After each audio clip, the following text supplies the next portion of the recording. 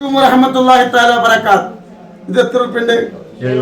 70,200 കേട്ടോ. ഇത് മജ്ലിസിക്കാണ്.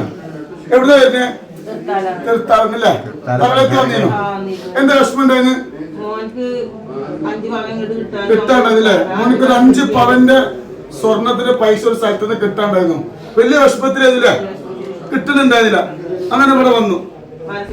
അപ്പൊ തങ്ങൾപ്പ എന്തായിരുന്നു? കിട്ടിപ്പോയതായിരുന്നു. അപ്പൊ വർഷങ്ങളോളായിട്ട് 5 പവൻ കിട്ടാണ്ടത് കിട്ടിയതില്ല. ഇവിടെ വന്നത് കിട്ടി.